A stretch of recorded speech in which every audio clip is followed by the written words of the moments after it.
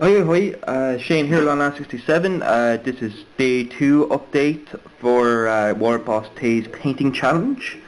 Not too much more has been done. I've assembled the last 4 guys here that will make up the final company of my Connacht Rangers battalion. Some other guys are just in the process of basing. So I actually forgot this is on the turntables. I can spin! High-tech stuff here. So yeah, these two guys were just made up. I tried to make each stand nice to be in focus. Each stand a little bit different, to tell a different story. My intention is with my next unit of British, which are going to be probably either the in the skin of troops. They're an Irish regiment. I think it's the 27th Foot from Waterloo.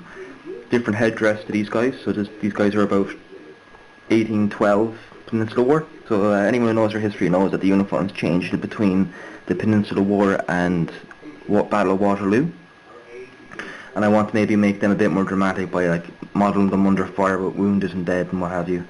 But these guys are just kind of in the entire battalion's in the process of firing and loading their muskets in different poses. So each tray will be a little bit different, but I hope to really kind of make a lot more individuality later on. So just in the process of basing them, and then my too close, and then my generals are coming along slowly but surely. It'd be nice if I can get the manly focus by moving into the focal length of the camera. So he's getting there slowly but surely. Picton has yet to be washed, and I didn't answer the day 1 question because I kind of forgot to, and warbosstae asked us what's our other non-modelling hobbies. Well, even though my main hobby is model making, whether it be historical wargaming or static models, which I do both quite passionately, but my other non-gaming hobbies, well, I like to write. I'm a bit of an amateur writer. I'm still kind of learning. So I write short stories and short novels, mostly in historical kind of fiction. I'm trying my hand at steampunk at the moment, which it's different. It's interesting because it's kind of, you can take kind of Victorian history and put your own twist on it, which is quite interesting, and a little bit of science fiction. I've written a couple of 40k fan stuff, but again, because of GW's type of policy when it comes to copyright, I can never publish any of them. So that's one thing I do.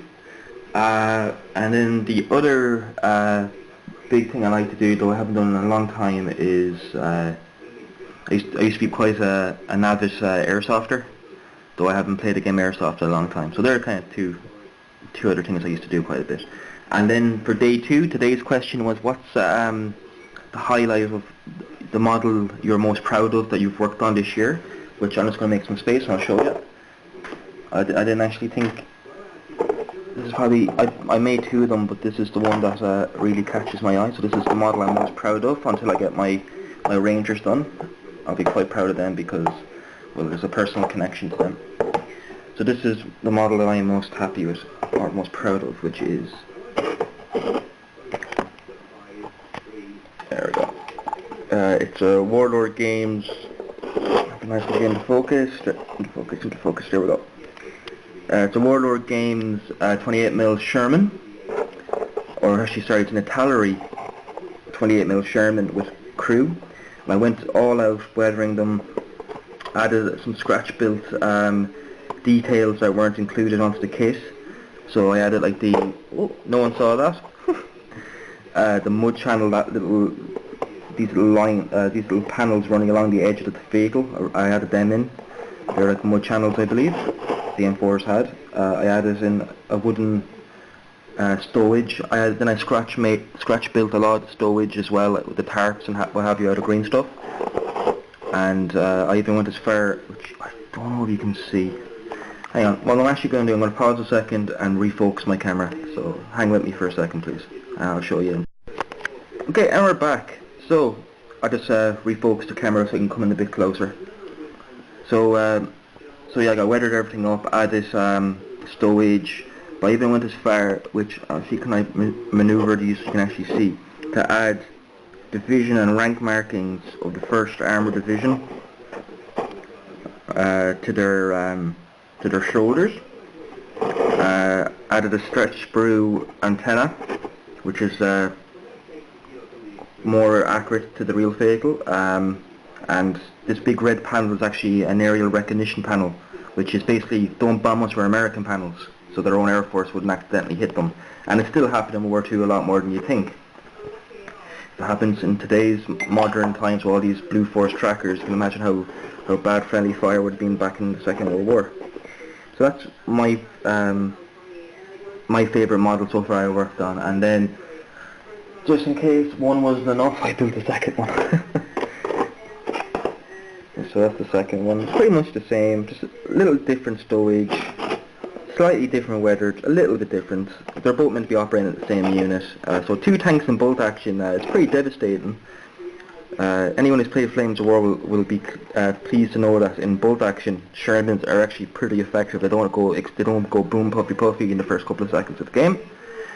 So that's what I'm at. So thanks so much for watching. I've been watching a lot of lads' videos, like Rotor or oh god, I'm so sorry if I said your name wrong. I was watching Ringo's, Table Top Ninja and all them. So great work, and it's good to see all the different genres of stuff it's worked on. It's a lot of fun, and I'm really enjoying it. So the plan is to get these guys undercoated in Flaho Black Surface Primer, and then get them up to this stage where they're sprayed red. I might actually do a tutorial on painting red coats if people want me to. I'm not the best painter out there, but if anyone's interested or just wants to know a quick way of doing it, I'll show it off. I don't really mind. And I've yet to do some